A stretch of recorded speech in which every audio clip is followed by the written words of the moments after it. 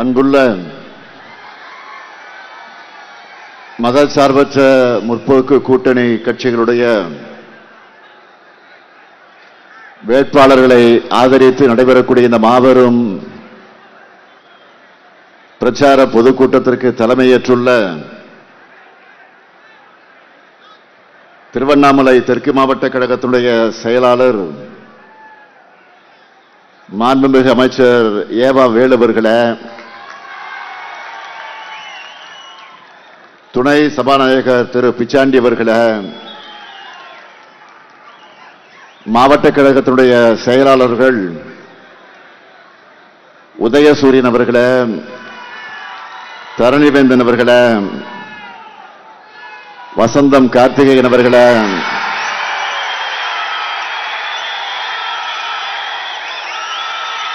நாடாளுமன்ற உறுப்பினர் அண்ணாதுரை அவர்களே, தோழமை கட்சிகளின் மாவட்ட கழகத்தின் செயலாளர்களே, மாவட்ட கழக நிர்வாகிகளே, தலைமை கழக நிர்வாகிகளே, மதச்சார்பற்ற முற்போக்கு கூட்டணியில் இடம்பெற்றுள்ள பல்வேறு கட்சிகளை சார்ந்திருக்கக்கூடிய பொறுப்பாளர்களே, தலைவர்களே, செயல் வீரர்களே, தலைமை கழக நிர்வாகிகளே, மாவட்ட கழக நிர்வாகிகளே, திருவண்ணாமலை மற்றும் கள்ளக்குறிச்சி மாவட்டங்களை சார்ந்திருக்கக்கூடிய பல்வேறு பொறுப்புகளில் இருக்கக்கூடிய கழகத்தின் ஆற்றல் மிக்க செயல் வீரர்களே, கழகத்தின் பல்வேறு அணிகளை சார்ந்திருக்கக்கூடிய அமைப்பாளர்களே, துணை அமைப்பாளர்களே, பத்திரிகை மற்றும் ஊடகத்துறை சார்ந்த நண்பர்களே, வணக்கத்திற்குரிய வாக்காளர் பெருமக்களே, பெரியோர்களே, அருமை தாய்மார்களே,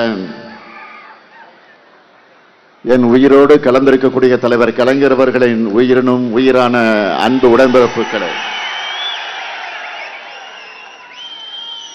உங்கள் அனைவருக்கும் என்னுடைய அன்பான வணக்கம். நினைத்தாலே முக்தி தரும் ஊராக ஆன்மீக அன்பர்களால போற்றப்படக்கூடிய ஊர் திருவண்ணாமலை.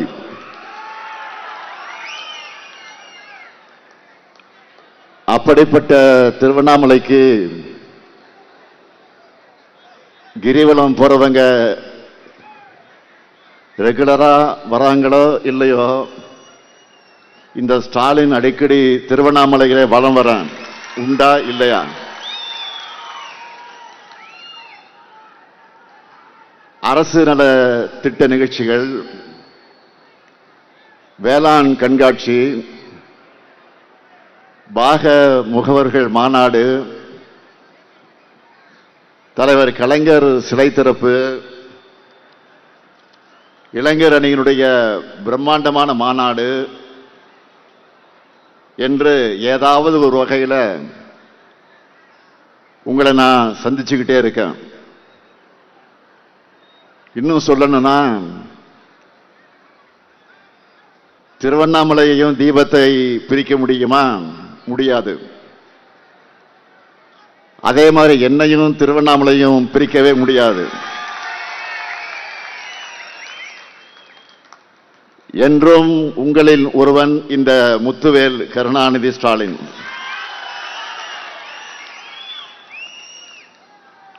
ஆயிரத்தி 1957 ஆண்டு இந்திய எதிர்ப்பு மாநாடு ஆகட்டும், 1967 ஆட்சி மாற்றத்திற்கு வழிவகுத்த, அதேபோல் 1963 திருவண்ணாமலை நாடாளுமன்ற தொகுதியுடைய இடைத்தேர்தல் வெற்றியாகட்டும், 2021 ஆட்சி மாற்றத்திற்கு வழிவகுத்த உங்கள் தொகுதியில் ஸ்டாலின் தொடக்கமாகட்டும், திருவண்ணாமலை என்றாலே திமுக மலை என்கிற அளவுக்கு கழகம் தொடங்கின காலத்திலிருந்து இப்ப வர திருவண்ணாமலை திமுகவோட கோட்டை. திருவண்ணாமலையை தலைவர் கலைஞர் அவர்கள் தான் தனி மாவட்டமாக உருவாக்கினார். இப்போ நம்ம திராவிட மாடல் ஆட்சியில திருவண்ணாமலையை மாநகராட்சியாக தர முயற்சி இருக்கிறோம். இப்படி உரிமையோடும் உணர்வோடும் உறவோடும் உங்ககிட்ட ஆதரவு கேட்க வந்திருக்கிறேன். திருவண்ணாமலை மட்டுமல்ல, கள்ளக்குறிச்சி மாவட்டமும் இங்கே வந்திருக்கீங்க.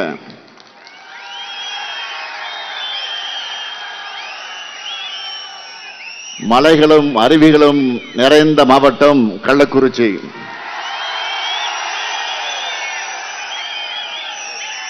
திருவண்ணாமலையும் கள்ளக்குறிச்சியும் திராவிட மாடல் 2.0க்கு ரெடியா? இன்னும் சத்தமா? மகிழ்ச்சி. இப்போ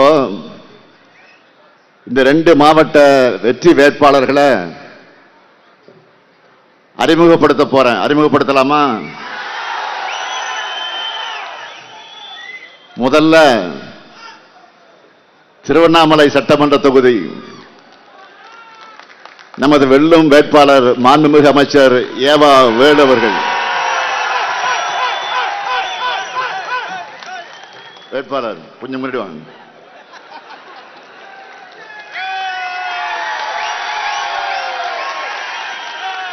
எதிலும் எதிலும் வல்லவர், எப்போதும் வல்லவர். அவருக்கு அறிமுகம் தேவையா? அவருடைய ஆற்றலுக்கு சான்றாதான் சென்னையில கலைஞர் நூற்றாண்டு உயர் சிறப்பு மருத்துவமனை, மெரினாவில கலைஞர் உலகம், மதுரையில கலைஞர் நூற்றாண்டு நூலகம், திருவாரூர்ல கலைஞர் கோட்டம், கன்னியாகுமரியில கண்ணாடி பாலம். அப்படிப்பட்ட வேலுவுக்கு திருவண்ணாமலை தொகுதியில மீண்டும் உதயசூரியன் சின்னத்தில் நீங்கள் எல்லாம் வாக்களிக்கணும். அடுத்து கீழ்பெண்ணாத்தூர் சட்டமன்ற தொகுதி நமது வெல்லும் வேட்பாளர் கு பிச்சாண்டி. இளைஞர் அணியில என்னோடு பயணிச்சவர் பிச்சாண்டி. திருவண்ணாமலை நகரமன்ற உறுப்பினர், மாவட்ட கழகத்தினுடைய செயலாளர், அமைச்சர், சட்டமன்றத்தினுடைய துணைத் தலைவர் என பல்வேறு பொறுப்புகளை வகித்தவர். அவருக்கு உதயசூரியன் சின்னத்தில் நீங்கள் எல்லாம் வாக்களிக்க வேண்டும். அடுத்து செங்கம் சட்டமன்ற தொகுதி நமது வெல்லும் வேட்பாளர் மூப்பே கிரி. மாவட்ட ஊராட்சி குழு தலைவராக இருந்து 2 முறை செங்கம் தொகுதியில வெற்றி பெறும் அளவுக்கு மக்கள் செல்வாக்கை பெற்றவர். அவருக்கு உதயசூரியன் சின்னத்தில் வாக்குகளை நீங்கள் அளிக்கணும்.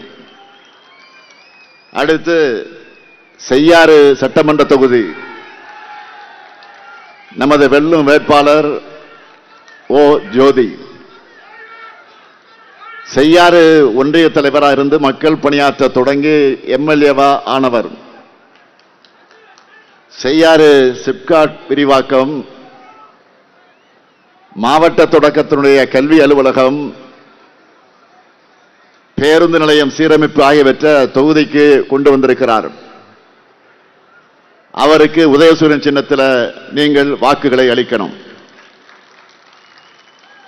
அடுத்து வந்தவாசி சட்டமன்ற தொகுதி நமது வெல்லும் வேட்பாளர் அம்பேத்குமார் அவர்கள் 2 முறை சட்டமன்ற உறுப்பினராக இருந்து மக்கள் பணியாற்றிய அம்பேத்குமார் மூன்றாவது முறையாக போட்டியிடுகிறார். வந்தவாசி, திண்டிவனம், செய்யாறு, காஞ்சிபுரம் ஆகிய நகரங்களை இணைக்கின்ற இருவழிச்சாலையை 4 வழிச்சாலையா மாற்றும் திட்டத்தை கொண்டு வந்தது இவரது சாதனை. அவருக்கு உதயசூரியன் சின்னத்தில் வாக்குகளை நீங்கள் வழங்க வேண்டும். அடுத்து கலசப்பாக்கம் சட்டமன்ற தொகுதி நமது வெல்லும் வேட்பாளர் பேசு தி சரவணன். கழகத்தின் மூத்த முன்னோடி பேசு திருவெங்கடத்தினுடைய அருமை மகன். 2 முறை பெரிய கிளாம்படி ஊராட்சி மன்ற தலைவராக இருந்து பல்வேறு பணிகளை ஆற்றியிருக்கிறார். எப்படி கடந்த முறை வெற்றி பெற வச்சீங்களோ அதே போல உதயசூரன் சின்னத்தில் அவருக்கு வாக்குகளை அளிக்கணும். அடுத்து போலூர் சட்டமன்ற தொகுதி நமது வெல்லும் வேட்பாளர் தேசிய முற்போக்கு திராவிட கழகத்தை சார்ந்த சரவணன். வழக்கறிஞரான சரவணன் நம்முடைய பெருமதிப்பிற்குரிய அருமை சகோதரி பிரேமலதா விஜயகாந்த் அவர்களால் அடையாளம் காட்டப்பட்டு போலூர் தொகுதியில் போட்டியிடுகிறார். அவருக்கு முரசு சின்னத்தில் வாக்குகளை நீங்கள் வழங்க வேண்டும். அடுத்து ஆரணி சட்டமன்ற தொகுதி நமது வெல்லும் வேட்பாளர் மகாலட்சுமி கோவர்த்தனன். கண்ணமங்கலம் பேரூராட்சி தலைவரான இவர் பேரூராட்சி முழுவதும் புதிய சிமெண்ட் சாலை, குடிநீர் பைப் லைன், நூலகம் ஆகியவற்றை அமைச்சு மக்கள் பணி ஆற்றியிருக்கிறார்.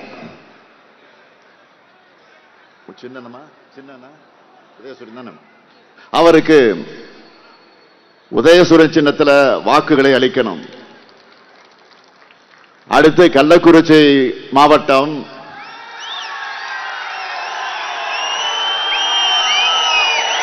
ரிஷிவந்தியம் சட்டமன்ற தொகுதி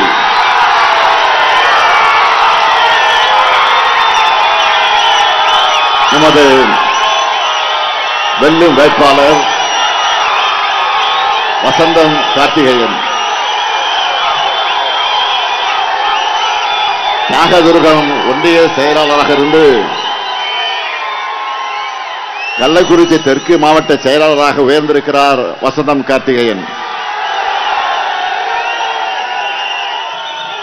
ஏழை எளியவர்களுக்கு நிவாரணப் பொருட்கள் வழங்கினதுக்காக மக்களுடைய நெஞ்சங்களில் நீங்காத இடத்தை பெற்றிருக்கக்கூடியவர்.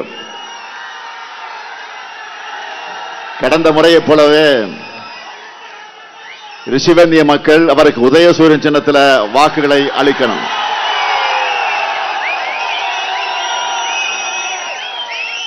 அடுத்து சங்கராபுரம் சட்டமன்ற தொகுதி நமது வெல்லும் வேட்பாளர் உதயசூரியன் 8வது முறையா சட்டமன்ற தேர்தலில் போட்டியிடக்கூடிய வாய்ப்பை பெற்றிருக்கிறார். 5 முறை வெற்றி பெற்றிருக்கிறார். இதிலிருந்த உதயசூரியனுடைய செல்வாக்க நீங்க புரிஞ்சிக்கலாம். உதயசூரியனுக்கு உதயசூரியன் சின்னத்தில் வாக்கினை நீங்கள் வழங்கிட வேண்டும். அடுத்து உளுந்தூர்பேட்டை சட்டமன்ற தொகுதி நமது வெல்லும் வேட்பாளர் ஜி.ஆர். வசந்தவேல். பிஇ பட்டதாரியான இவர் விவசாயம் செய்கிறார். மாவட்ட கவுன்சிலர், ஒன்றிய குழு தலைவர், ஒன்றிய கவுன்சிலர் ஆகிய பொறுப்புகளை வகித்து மக்கள் தொண்டாற்றியவர். அவருக்கு நீங்கள்லாம் உதயசூரியன் சின்னத்தில் வாக்குகளை அளிக்கணும். அடுத்து கள்ளக்குறிச்சி சட்டமன்ற தொகுதி நமது வெல்லும் வேட்பாளர் விடுதலை சிறுத்தைகள் கட்சியை சார்ந்த கு மாலதி,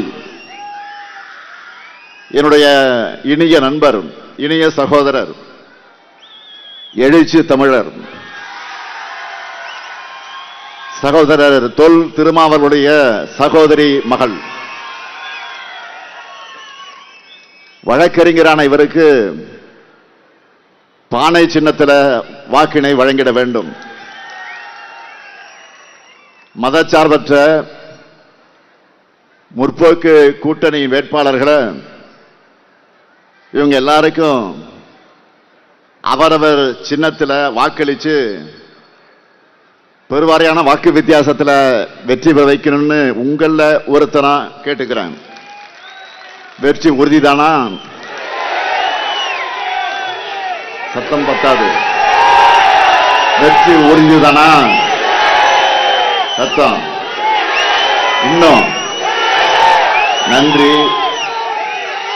சீட்டு இப்போ உறுதி ஆயிடுச்சு. அதனால வேட்பாளர்கள் உட்காரலாம். வேட்பாளர்கள் உட்காரலாம். சீட்டு உறுதி ஆயிடுச்சு.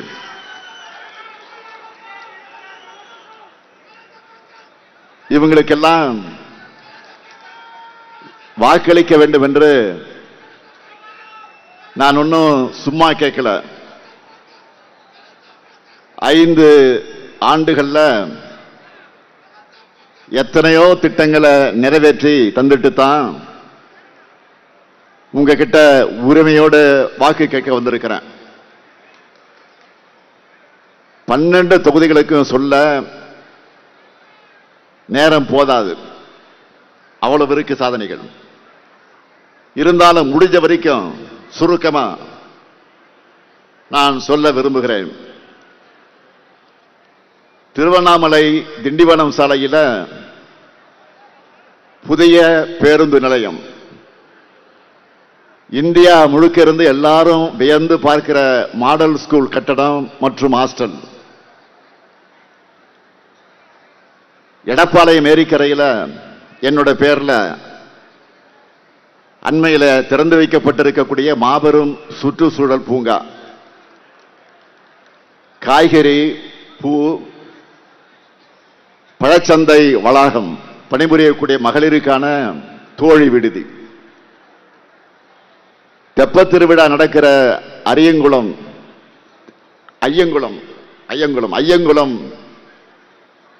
450 ஆண்டுகளுக்கு பிறகு தூர்வாரி சீர் செய்யப்பட்டிருக்கு. திருவண்ணாமலை கோயில் கோபுரங்கள் மின் விளக்குகளால் ஒளிரூட்டக்கூடிய பணிகள், கிரிவல பாதை மேம்பாட்டு பணிகள், செங்கம் ஊராட்சியில் புதிய சமத்துவபுரம், புதிய அரசு கல்லூரி,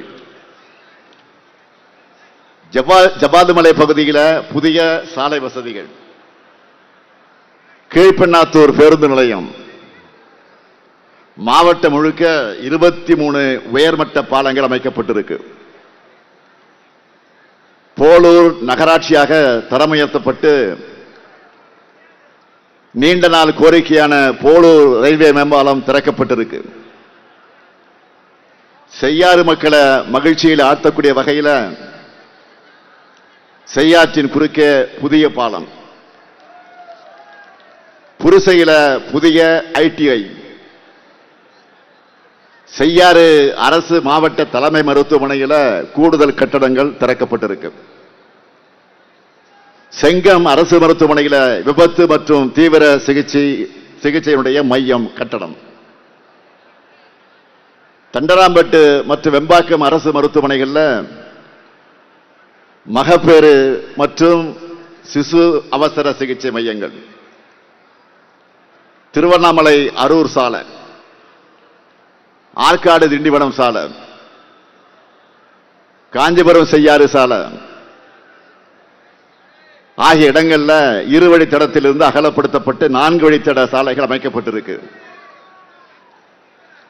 திருவண்ணாமலை மற்றும் ஆரணி மற்றும் செய்யாறு அறிவுசார் மையங்கள், திருவண்ணாமலையில் மினி டைடல் பூங்கா, வெம்பாக்கத்தில் புதிய நெல் சேமிப்பு கிடங்கு, கலசப்பாக்கத்தில் மினி ஸ்டேடியம், திருவண்ணாமலையில சிந்தட்டிக் ஹாக்கி மைதானம், ஆரணி பேருந்து நிலையம் மேம்பாடு என நிறைய வேலைகள் நடந்து கொண்டிருக்கிறது. இதுக்கு முன்னாடி திருவண்ணாமலைக்கு இந்த அளவுக்கு திட்டங்கள் வந்திருக்கா? அவ்வளவு வளர்ச்சி பணிகளை செஞ்சுக்கிட்டு இருக்கிறோம். அதே போல கள்ளக்குறிச்சி மாவட்டத்தையும் சொல்லாம விட்டா நீங்க கோச்சிப்பீங்க. கள்ளக்குறிச்சியில புதிய பேருந்து நிலையம், வீரசோழபுரத்தில் புதிய மாவட்ட ஆட்சியர் அலுவலக கட்டடம், சங்கராபுரம் ஐடிஐல தொழில்நுட்ப மையம், ரிஷிவந்திய கல்லூரி கட்டடங்கள், ஆதி திருவரங்கம் ராஜபெருமாள் அர்த்தநாரீஸ்வரர் உள்ளிட்ட கோயில்கள்ல குடமுழுக்கு, மணலூர்பேட்டையில புதிய அரசு மருத்துவமனை, தென்பெண்ணை ஆற்றி நடுவ தடுப்பணை, உளுந்தூர்பேட்டையில அரசு கலை மற்றும் அறிவியல் கல்லூரி, அறிவுசார் மையம், உளுந்தூர்பேட்டை மருத்துவமனை மேம்பாடு போன்ற பணிகள் செய்யப்பட்டிருக்கு. கல்வராயன் மலை பழங்குடியின மக்களோட கோரிக்கை ஏற்று சுமார் 10,000 பேருக்கு வன உரிமை பட்டா வழங்கப்பட்டிருக்கு. உளுந்தூர்பேட்டை நகராட்சியாக தரம் உயர்த்தப்பட்டிருக்கு. உளுந்தூர்பேட்டை பலசன் காலனி தொழிற்சாலையால 20,000 பேருக்கு வேலை கிடைக்க வாய்ப்பு உருவாகியிருக்கு. உளுந்தூர்பேட்டையில் அரசு கல்லூரிக்கு புதிய கட்டடங்கள் கட்டப்படுது. இப்படி எதை சொல்லுவது எதை விடுறதுன்னு எனக்கு ஒன்றும் புரியல. திகைக்கிற அளவுக்கு சாதனைகளாக நிறைஞ்சதுதான் திராவிட மாடல். ஆனா இதற்கு நேர் எதிரா வேதனைகளால நிரம்படுத்துதான் பழனிசாமியினுடைய ஆட்சி. நான் லிஸ்ட் போட்டு சொன்ன மாதிரி அவர்கிட்ட சாதனைகள் இருக்கா? அதனாலதான் ஊர் ஊரா போய் மக்களை எப்படி ஏமாத்தலான்னு திட்டமிட்டு புலம்பிட்டு இருக்கிறார். பழனிசாமியை பொறுத்த வரைக்கும் அவரும் ஒண்ணு செய்யல, நாம செய்கிற நல்லதையும் சகிச்சிக்க முடியல. அதனாலதான் உரிமை தொகை கிடைக்க காரணமாக இருந்த மருத்துவ காப்பீட்டு திட்ட அட்டை கிடைக்க காரணமாக இருந்த, பல ஆண்டுகளாக கிடைக்காத பட்டா கிடைக்க காரணமாக இருந்த உங்களுடன் ஸ்டாலின் முகாம்களை நடத்தக்கூடாதுன்னு கோர்ட்ல போய் தடை கேட்டு போனார் கோர்ட்ல. ஆனா என்னாச்சு? கோர்ட்ல 10 லட்சம் ரூபாய் அபராதம் போட்டு அனுப்பிட்டாங்க. இதுக்கு மேல பேசினா 20 லட்சம் ரூபாய் ஃபைன் போடுவேன்னு நீதிபதியை எச்சரித்து அனுப்பினாங்க. உங்ககிட்ட பெரும் வரவேற்பை பெற்றிருக்கக்கூடிய இந்த ஸ்டாலின் முகாம்களை இப்ப சொல்றேன், ஆட்சிக்கு நாம தான் வரப்போறோம், அதுல எந்த சந்தேகமும் கிடையாது. வந்ததற்கு பிறகு மீண்டும் இனிமே இந்த முகாம், ஸ்டாலின் முகாம் என்பது இனிமே ஆண்டுதோறும் நடத்தப்படும். முடிஞ்சா அதை மக்கள் துரோக பழனிசாமி தடுத்து பார்க்கட்டும். அதே போல 100 நாள் வேலை திட்டத்திலையும் கிராம மக்களுக்கு துரோகம் பண்ணவர் தான் பழனிசாமி. 100 நாள் வேலை திட்டம் எவ்வளவு முக்கியம்னு உங்களுக்கே நல்லாவே தெரியும். அதை ஒன்றிய பாஜக அரசு சிதைச்சு அதோட நோக்கத்தை மாத்திட்டாங்க, பேரையை மாத்திட்டாங்க. அந்த பேரை சொல்ல நினைச்சா கூட வாயில நுழையாது. 100 நாள் வேலைக்கான சம்பளம் போடல, புதுசா வேலை தர்றதையும் நிப்பாட்டிட்டு அதோடு நிறுத்திட்டாங்க. வடக்கிலேயே வட மாநிலங்களிலேயே மக்கள் கொந்தளிச்சு போராட்டம் பண்ணிட்டு இருக்கிறாங்க. திமுக கூட்டணி கட்சிகளும் தமிழ்நாடு முழுக்க போராட்டம் நடத்தி இருக்கிறோம். ஆனா விஞ்ஞானி சயின்டிஸ்ட் பழனிசாமி இது பத்தி என்ன பேசினா தெரியுமா? இனி 200 நாள் வேலை கிடைக்க போகுதுன்னு பெரிய உருட்டா உருட்டினாரு. 100 நாள் வேலைய ஒழுங்கா தராம இருக்கக்கூடிய பாஜக அரசு இப்போ 200 நாள் வேலை கொடுத்து அப்படியே அறுத்து தள்ளிடுவாங்களாம். பாஜகவோட ஏமாற்று திட்டத்திற்கு அடிமையாக இருக்கக்கூடிய பழனிசாமி முட்டு கொடுத்ததை பார்த்து டெல்லி பார்லிமெண்ட் ஆடி போச்சு. இப்படித்தான் பாஜக அரசே வாபஸ் வாங்கிக்கிட்ட 3 வேளாண் சட்டத்துக்கும் முரட்டு முட்டு கொடுத்தார் டெல்லியினுடைய முரட்டு அடிமையான பழனிசாமி. அண்மையிலே கூட அவசர கதியில நடத்தப்பட்ட வாக்காளர் பட்டியல் சிறப்பு தீவிர திருத்தம் எஸ்ஐஆர் நடத்தணும்ல, அந்த திருத்தம், அதை எதிர்த்து திமுக சார்பாக எவ்வளவோ முயற்சிகள் எடுத்தோம். 2 மாசத்துல தேர்தல் வச்சுக்கிட்டு மக்களுடைய வாக்குரிமையை பறிக்க கூடாதுன்னு போராடணும். அரசு ஊழியர்களுக்கு பெரிய அளவில் கூடுதல் பணிச்சுமையும் மன அழுத்தமும் உண்டாகும் என்று கண்டிச்சோம். முடிஞ்ச வர மக்களுடைய வாக்குரிமையை களத்தில் இறங்கி காப்பாத்தி இருக்கிறாங்க. இதுல கூட பழனிசாமி என்ன சொன்னார் தெரியுமா? தேர்தலையே 1 மாசத்துல அறிவிச்சு நடத்துறாங்க, எஸ்ஐஆர் பணிகளை முடிக்க முடியாதா அப்படின்னு முட்டாள்தனமா கேட்டார். பழனிசாமி அவர்களை மனசாட்சியை தொட்டு சொல்லுங்க, ஏதாவது ஒரு விஷயத்திலாவது நீங்க டெல்லி ஓனர் பக்கம் நிக்காம தமிழ்நாட்டு மக்கள் பக்கம் நின்று இருக்கீங்களா? பாஜக அரசு தமிழ்நாட்டுக்கும் தமிழ் மொழிக்கும் எதிராக செய்கிற ஒரு செயலையாவது ரோஷம் வந்து கண்டிச்சிருக்கீங்களா? உலகம் எல்லாத்துக்கும் பொதுவானவர் திருவள்ளுவர். அவர் மேல காவி சாயம் பூசினாங்க. அதை எதிர்த்து பழனிசாமி ஒரு வார்த்தை பேசியிருப்பாரா? அதனாலதான் கடைசியில மக்கள் திலக எம்ஜிஆர் அவர்கள் சிலை மேலேயே காவி பெயிண்ட ஊத்துற அளவுக்கு சங்கி கலவர கும்பல் இறங்கிட்டாங்க. இந்திக்கும் சமஸ்கிருத வளர்ச்சிக்கும் பாஜக அரசு பூசணிக்காய் அளவுக்கு நிதி ஒதுக்குறாங்க. ஆனா தமிழுக்கு ஒரு பட்டாணி அளவு கூட ஒதுக்கிறது இல்லை. இந்த துரோகத்தை எதிர்த்து பழனிசாமி பேசவே மாட்டார். அவருக்கு சுயமரியாதையும் கிடையாது, தமிழ் உணர்வும் கிடையாது.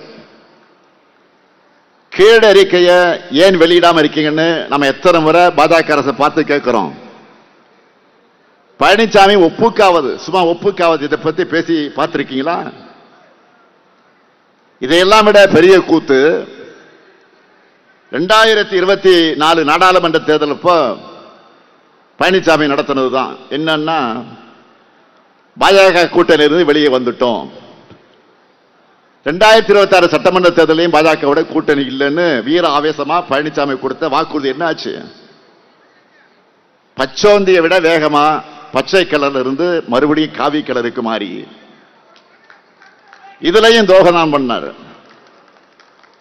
இன்னும் என்னவெல்லாம் துரோகம் பண்ணார், யாருக்கெல்லாம் துரோகம் பண்ணார்னு ஏற்கனவே நான் பெரிய லிஸ்ட போட்டிருக்கிறேன். திராவிட மாடல் அரசினுடைய சாதனை பட்டியல் மிக மிக நீளமானது. பழனிசாமியுடைய துரோக பட்டியல் அதை விட பன்மடங்கு நீளமானது. சாலமன் பாப்பையா தலைமையில் ஒரு பட்டிமன்றம் நடத்தலாம். அந்த அளவுக்கு பழனிசாமியுடைய துரோக லிஸ்ட் பெருசா போயிட்டே இருக்கும். அதிமுகவும் பாஜகவும் தனித்தனியா வந்தாலும் சரி அல்லது கூட்டணியாக வந்தாலும் சரி, ரெண்டும் வேற வேற இல்லைன்னு தமிழ்நாட்டு மக்கள் கரெக்டா புரிஞ்சு வச்சிருக்கீங்க. மக்கள் கொடுக்கிற தொடர் தோல்விகள் இருந்து எந்த பாடமும் கத்துக்காத இவங்க கிட்ட இருக்கக்கூடிய ஒரே ஆயுதம் என்ன தெரியுமா?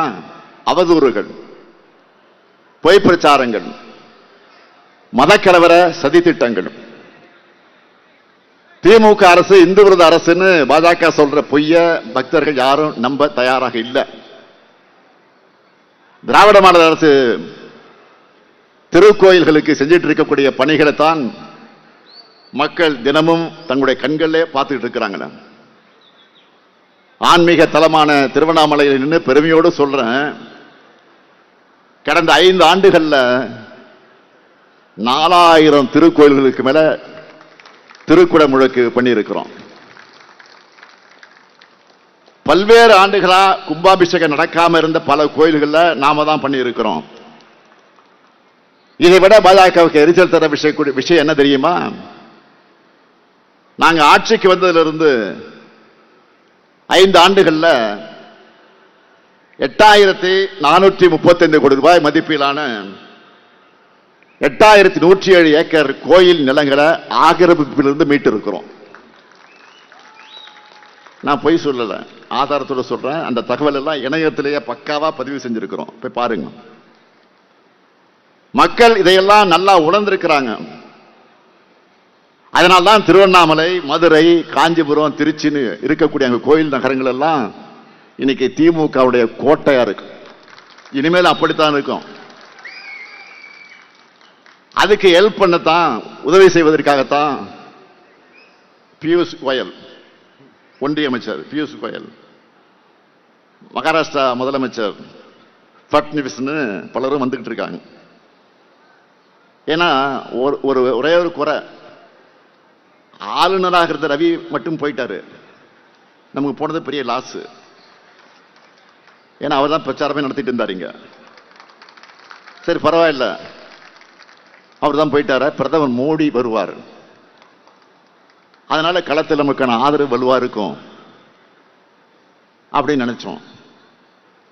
ஆனா நமக்காக களத்தில் சூப்பர் ஸ்டார் இருக்காரு. இப்போ சூப்பர் ஸ்டார்னா யாரு? தேர்தல் அறிக்கை. சூப்பர் ஸ்டார் யாருன்னு கேட்டா சின்ன குழந்தைகளும் சொல்லும், தேர்தல் அறிக்கை சொல்லும். பெரும் வரவேற்பை பெற்றிருக்கக்கூடிய சில வாக்குறுதிகள் மட்டும் இப்போ ஹைலைட்டா நான் சொல்ல விரும்புறேன். முதல்ல நான் என்ன சொல்ல போறேன்னு உங்களுக்கே தெரியும். என்ன சொல்ல போறேன்? 8000 கூப்பன்.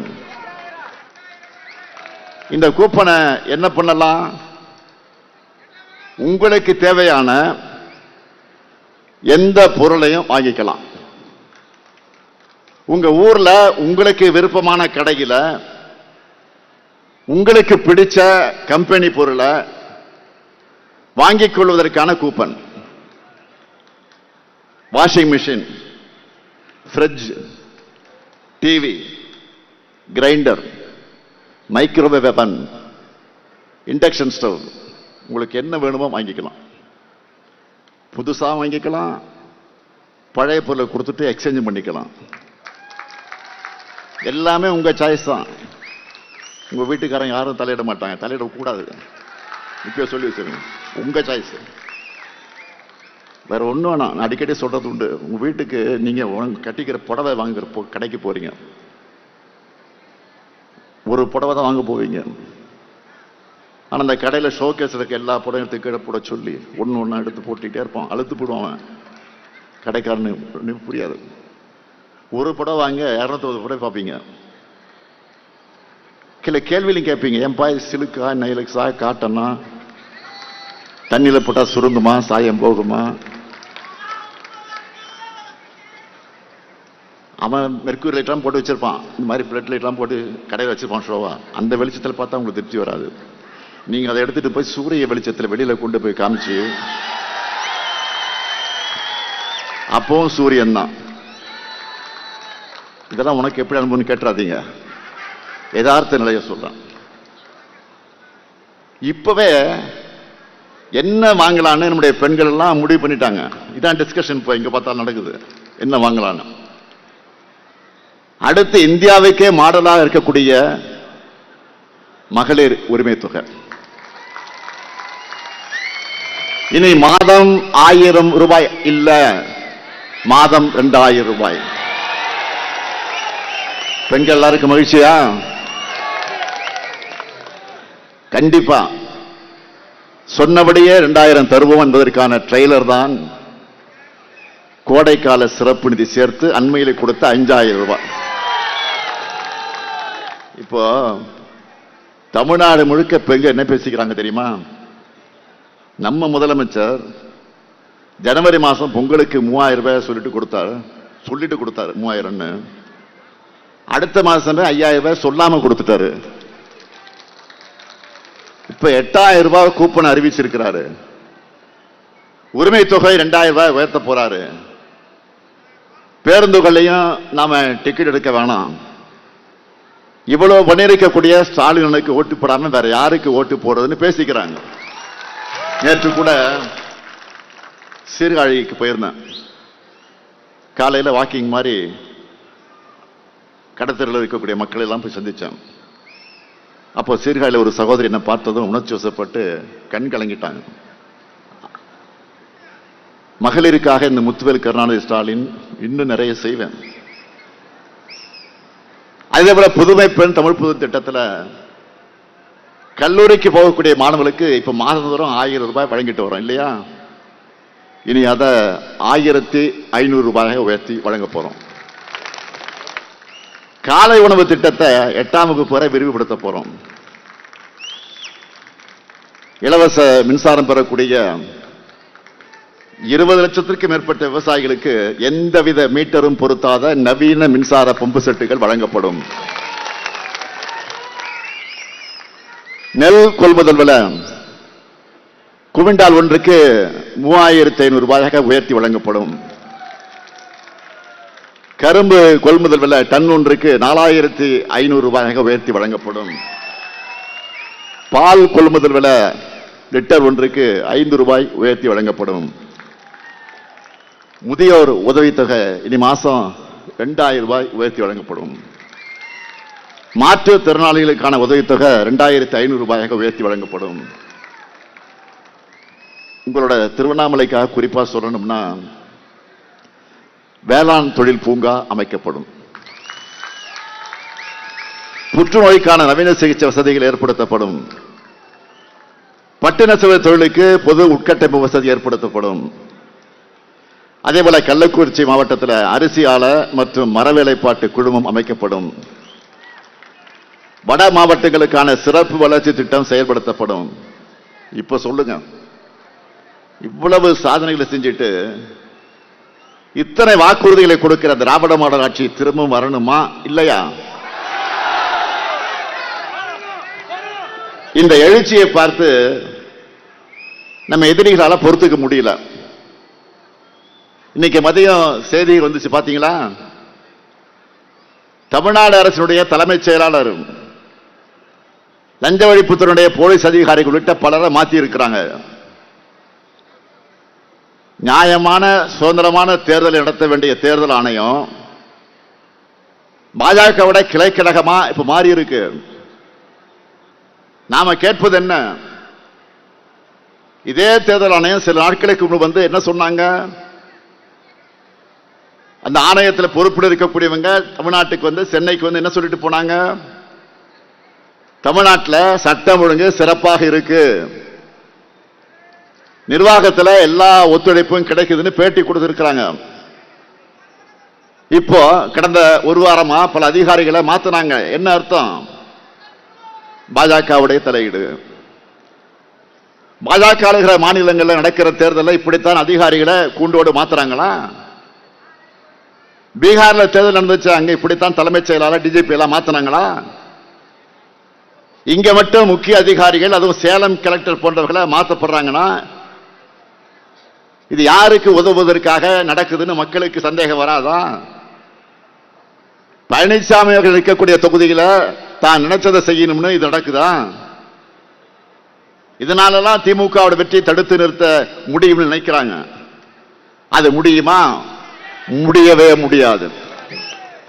எத்தனை அதிகாரிகளை மாற்றினாலும் இன்னும் ஒரு மாசத்துல திரும்ப நம்முடைய திராவிட மாடல் அரசு தான் அறுதி பெரும்பான்மையோட ஆட்சி அமைக்க போகுது. 2021 இதே மாதிரிதான் பல்வேறு அடக்குமுறைகளை எதிர்கொண்டுதான் மாபெரும் வெற்றியை திமுக கூட்டணி பெற்றோம். இப்ப மீண்டும் வரலாற்று வெற்றியை பெறுவோம்.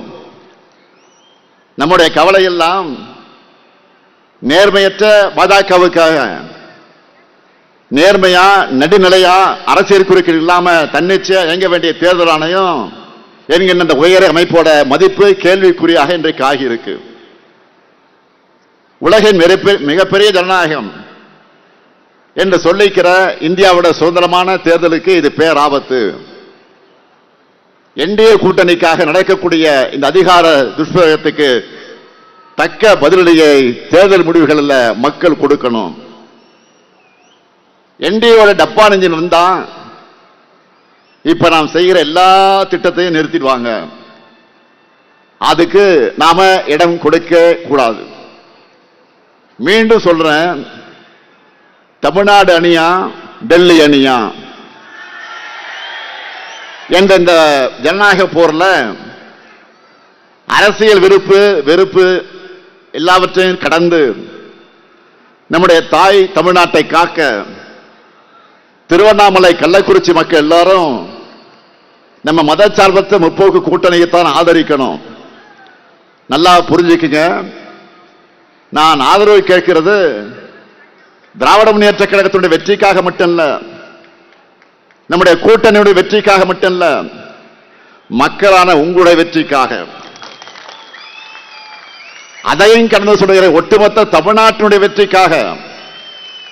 சொன்னதை செய்யும் கலைஞரின் மகனா கேட்கிறேன். திருவண்ணாமலை சட்டமன்ற தொகுதியில ஏவா வேலுவுக்கும், கீழ்பண்ணாத்த சட்டமன்ற தொகுதியில கு பிச்சாண்டிக்கும், செங்கம் சட்டமன்ற தொகுதியில மூப்பே கிரிக்கும், செய்யாறு சட்டமன்ற தொகுதியில ஓ ஜோதிக்கும், வந்தவாசி சட்டமன்ற தொகுதியில் அம்பேத்குமாருக்கும், கலசப்பாக்க சட்டமன்ற தொகுதியில பேசுத்தி சரவணனுக்கும், ஆரணி சட்டமன்ற தொகுதியில மகாலட்சுமி கோவர்த்தனனுக்கும், உளுந்தூர்பேட்டை சட்டமன்ற தொகுதியில ஜி.ஆர். வசந்தவேலுக்கும், ரிஷிவேந்திய சட்டமன்ற தொகுதியில வசந்தம் கார்த்திகேயனுக்கும், சங்கராபுரம் சட்டமன்ற தொகுதியில உதயசூரியனுக்கும், உதயசூரியன் சின்னத்தில் வாக்களிச்சு வெற்றி பெற வைக்கணும். அதே போல கள்ளக்குறிச்சி சட்டமன்ற தொகுதியில விடுதலை சிறுத்தை கட்சியை சார்ந்த கு மாலதிக்கு பானை சின்னத்திலையும், போலூர் சட்டமன்ற தொகுதியில தேமுதிக வேட்பாளர் சரவணனுக்கு முரசு சின்னத்திலையும் வாக்களிச்சு வெற்றி பெற வைக்கணும். அமைய இருக்கக்கூடிய திராவிட மாடல் 2.0 ஆட்சியில எங்க சாதனைகளை நாங்கள் முறியடிக்கக்கூடிய வகையில் ஒரு சிறப்பான ஆட்சியை நாங்கள் வழங்குவோம். நல்லாட்சி தொடர்ந்திட, தமிழ்நாடு வென்றிட ஆதரிப்பு மதச்சார்பற்ற முற்போக்கு கூட்டணி வேட்பாளர்களை வெல்வோம், ஒன்றாக வெல்வோம், வெல்வோம், வெல்வோம், ஒன்றாக வெல்வோம், ஒன்றாக. நன்றி, வணக்கம்.